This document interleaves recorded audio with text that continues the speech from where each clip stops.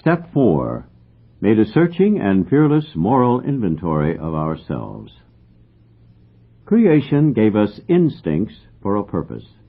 Without them, we wouldn't be complete human beings.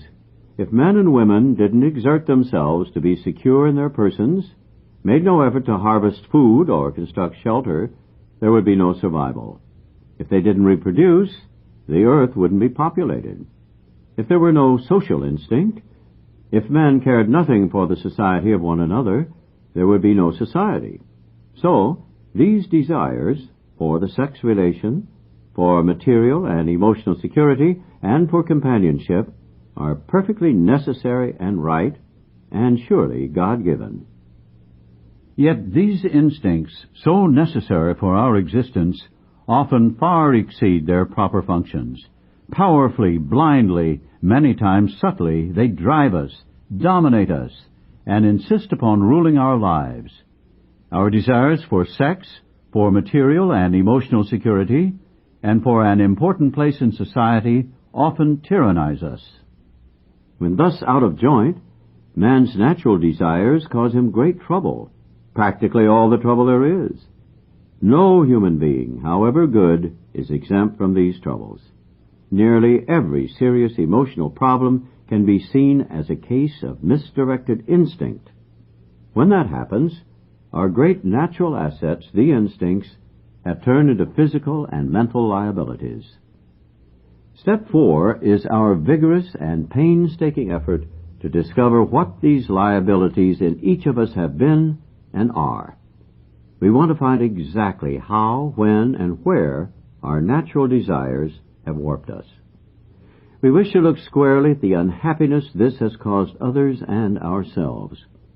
By discovering what our emotional deformities are, we can move toward their correction.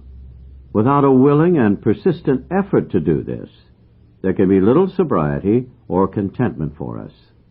Without a searching and fearless moral inventory, most of us have found that the faith which really works in daily living is still out of reach. Before tackling the inventory problem in detail, let's have a closer look at what the basic problem is. Simple examples like the following take on a world of meaning when we think about them.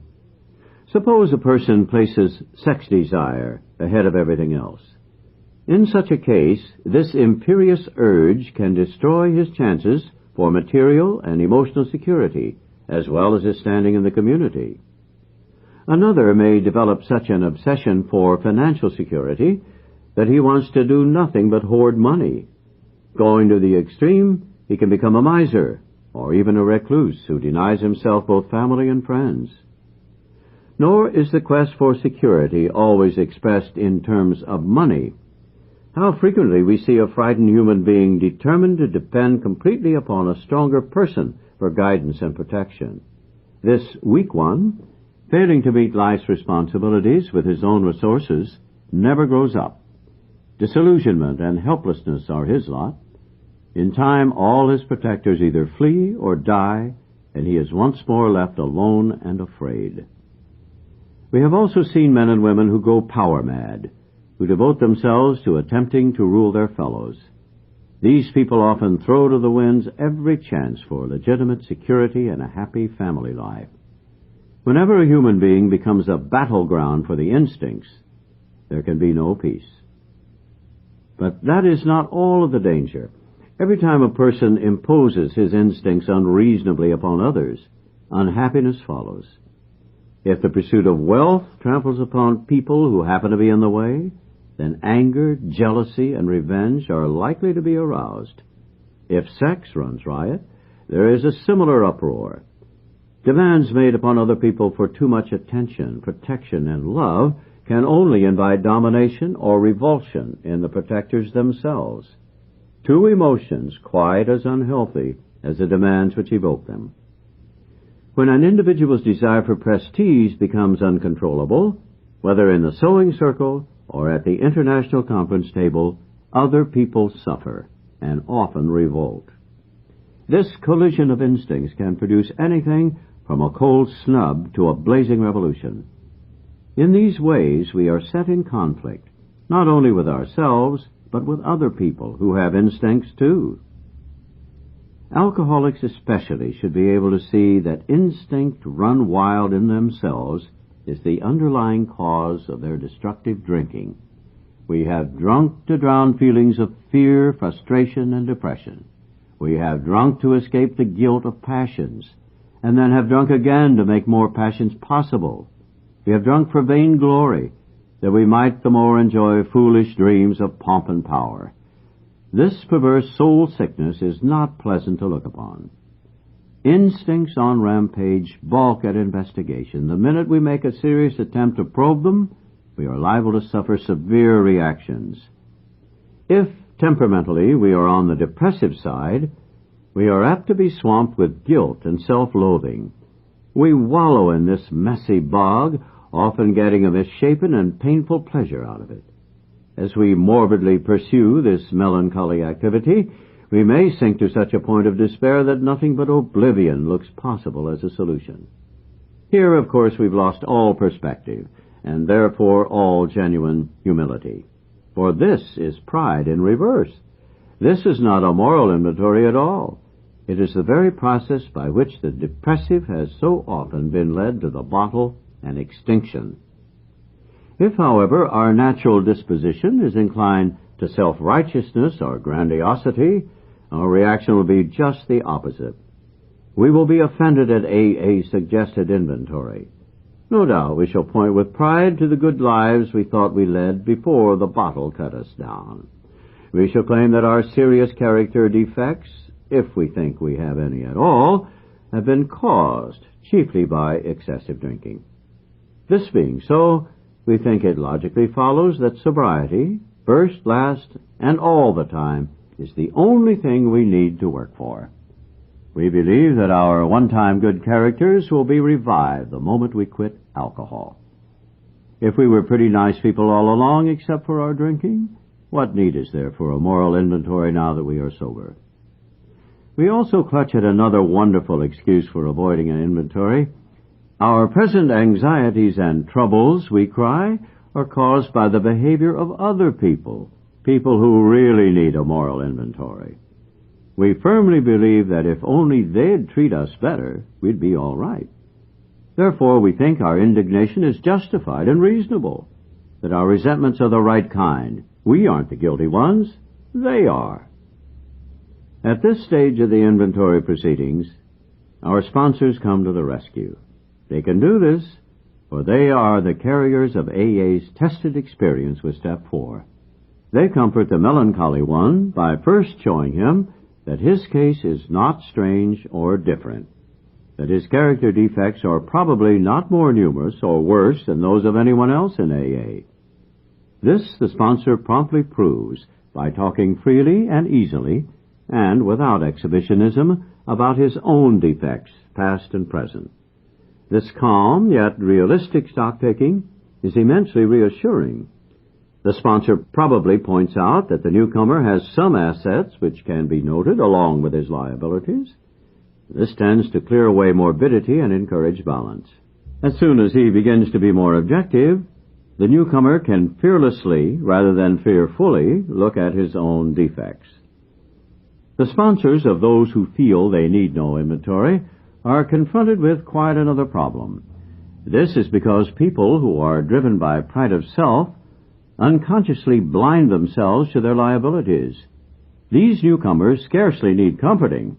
The problem is to help them discover a chink in the walls their ego has built through which the light of reason can shine. First off, they can be told that the majority of AA members have suffered severely from self-justification during their drinking days. For most of us, self-justification was the maker of excuses. Excuses, of course, for drinking and for all kinds of crazy and damaging conduct. We had made the invention of alibis a fine art. We had to drink because times were hard or times were good. We had to drink because at home we were smothered with love or got none at all. We had to drink because at work we were great successes or dismal failures. We had to drink because our nation had won a war or lost a peace. And so it went, ad infinitum. We thought conditions drove us to drink. And when we tried to correct these conditions and found that we couldn't to our entire satisfaction, our drinking went out of hand, and we became alcoholics. It never occurred to us that we needed to change ourselves to meet conditions, whatever they were. But in AA, we slowly learned that something had to be done about our vengeful resentments, self-pity, and unwarranted pride. We had to see that every time we played the big shot, we turned people against us. We had to see that when we harbored grudges and planned revenge for such defeats, we were really beating ourselves with a club of anger we had intended to use on others. We learned that if we were seriously disturbed, our first need was to quiet that disturbance, regardless of who or what we thought caused it. To see how erratic emotions victimized us often took a long time. We could perceive them quickly in others, but only slowly in ourselves. First of all, we had to admit that we had many of these defects, even though such disclosures were painful and humiliating. Where other people were concerned, we had to drop the word blame from our speech and thought. This required great willingness, even to begin. But once over the first 2 or 3 high hurdles, the course ahead began to look easier, for we had started to get perspective on ourselves, which is another way of saying that we were gaining in humility. Of course, the depressive and the power driver are personality extremes, types with which AA and the whole world abounds. Often these personalities are just as sharply defined as the examples given, but just as often, some of us will fit more or less into both classifications. Human beings are never quite alike, so each of us, when making an inventory, will need to determine what his individual character defects are. Having found the shoes that fit, he ought to step into them and walk with new confidence that he is at last on the right track. Now let's ponder the need for a list of the more glaring personality defects all of us have in varying degrees.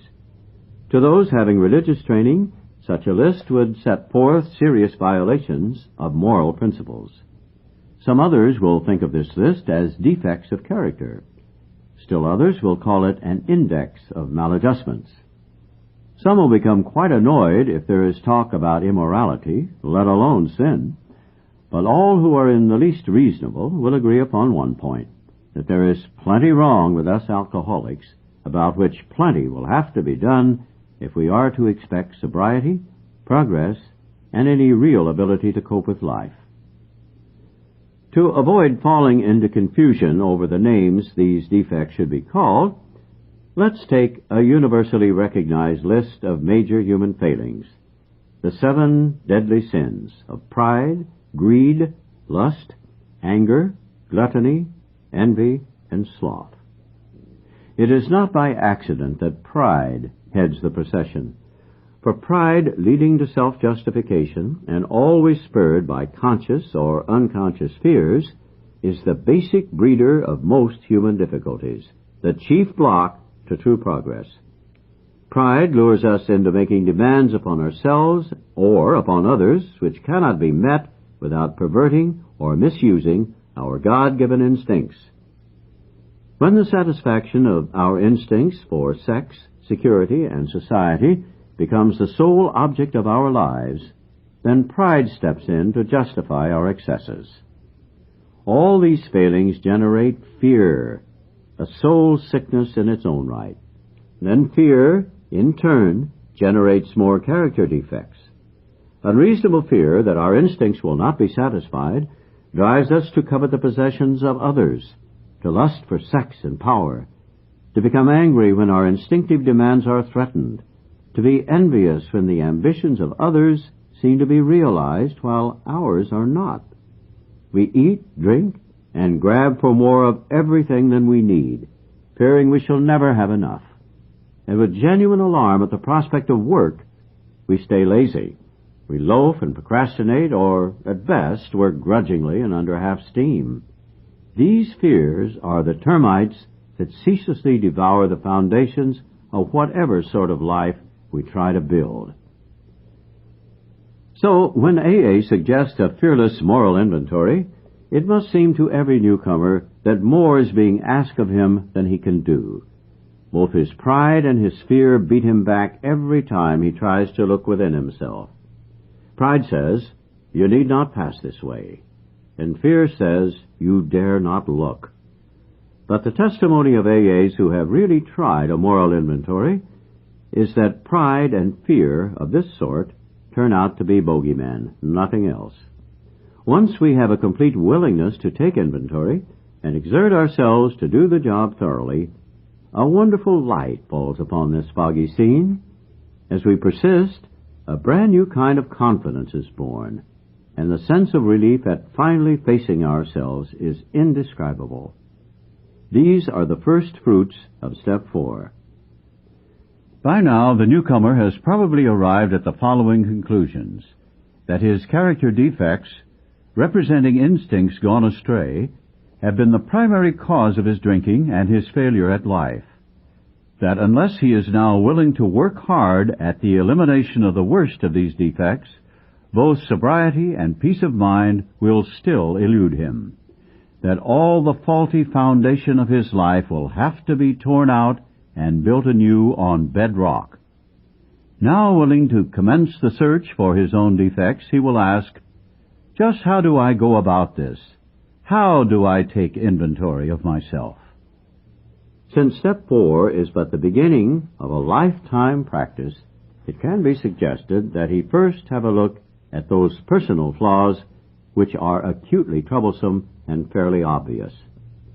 Using his best judgment of what has been right and what has been wrong, he might make a rough survey of his conduct with respect to his primary instincts for sex, security, and society. Looking back over his life, he can readily get underway by consideration of questions such as these: when and how, and in just what instances did my selfish pursuit of the sex relation damage other people and me? What people were hurt, and how badly? Did I spoil my marriage and injure my children? Did I jeopardize my standing in the community? Just how did I react to these situations at the time? Did I burn with a guilt that nothing could extinguish? Or did I insist that I was the pursued and not the pursuer, and thus absolve myself? How have I reacted to frustration in sexual matters? When denied, did I become vengeful or depressed? Did I take it out on other people? If there was rejection or coldness at home, did I use this as a reason for promiscuity? Also of importance for most alcoholics are the questions they must ask about their behavior respecting financial and emotional security. In these areas, fear, greed, possessiveness, and pride have too often done their worst. Surveying his business or employment record, almost any alcoholic can ask questions like these: in addition to my drinking problem, what character defects contributed to my financial instability? Did fear and inferiority about my fitness for my job destroy my confidence and fill me with conflict? Did I try to cover up those feelings of inadequacy by bluffing, cheating, lying, or evading responsibility? Or by griping that others fail to recognize my truly exceptional abilities? Did I overvalue myself and play the big shot? Did I have such unprincipled ambition that I double-crossed and undercut my associates? Was I extravagant? Did I recklessly borrow money, caring little whether it was repaid or not? Was I a pinch penny, refusing to support my family properly? Did I cut corners financially? What about the quick money deals, the stock market, and the races? Businesswomen in AA will naturally find that many of these questions apply to them too. But the alcoholic housewife can also make the family financially insecure. She can juggle charge accounts, manipulate the food budget, spend her afternoons gambling, and run her husband into debt by irresponsibility, waste, and extravagance. But all alcoholics who have drunk themselves out of jobs, family, and friends will need to cross-examine themselves ruthlessly to determine how their own personality defects have thus demolished their security. The most common symptoms of emotional insecurity are worry, anger, self-pity, and depression. These stem from causes which sometimes seem to be within us and at other times to come from without. To take inventory in this respect, we ought to consider carefully all personal relationships which bring continuous or recurring trouble. It should be remembered that this kind of insecurity may arise in any area where instincts are threatened. Questioning directed to this end might run like this. Looking at both past and present, what sex situations have caused me anxiety, bitterness, frustration, or depression? Appraising each situation fairly, can I see where I have been at fault? Did these perplexities beset me because of selfishness or unreasonable demands? Or if my disturbance was seemingly caused by the behavior of others, why do I lack the ability to accept conditions I cannot change? These are the sort of fundamental inquiries that can disclose the source of my discomfort and indicate whether I may be able to alter my own conduct and so adjust myself serenely to self-discipline. Suppose that financial insecurity constantly arouses these same feelings.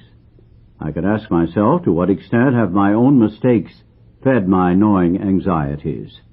And if the actions of others are part of the cause, what can I do about that? If I am unable to change the present state of affairs, am I willing to take the measures necessary to shape my life to conditions as they are? Questions like these, more of which will come to mind easily in each individual case, will help turn up the root causes. But it is from our twisted relations with family, friends, and society at large that many of us have suffered the most. We have been especially stupid and stubborn about them.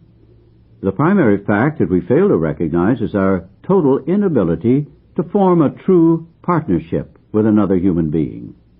Our egomania digs two disastrous pitfalls. Either we insist upon dominating the people we know, or we depend upon them far too much. If we lean too heavily on people, they will sooner or later fail us, for they are human too, and cannot possibly meet our incessant demands. In this way, our insecurity grows and festers. When we habitually try to manipulate others to our own willful desires, they revolt and resist us heavily. Then we develop hurt feelings, a sense of persecution, and a desire to retaliate. As we redouble our efforts at control and continue to fail, our suffering becomes acute and constant. We have not once sought to be one in a family, to be a friend among friends, to be a worker among workers, to be a useful member of society. Always we tried to struggle to the top of the heap, or to hide underneath it. This self-centered behavior blocked a partnership relation with any one of those about us. Of true brotherhood we had small comprehension.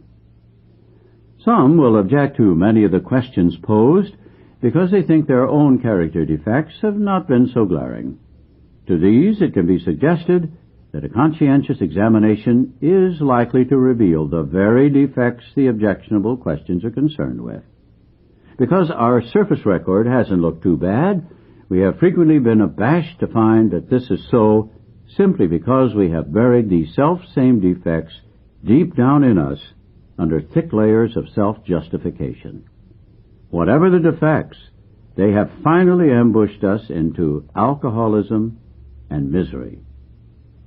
Therefore, thoroughness ought to be the watchword when taking inventory. In this connection, it is wise to write out our questions and answers. It will be an aid to clear thinking and honest appraisal. It will be the first tangible evidence of our complete willingness to move forward.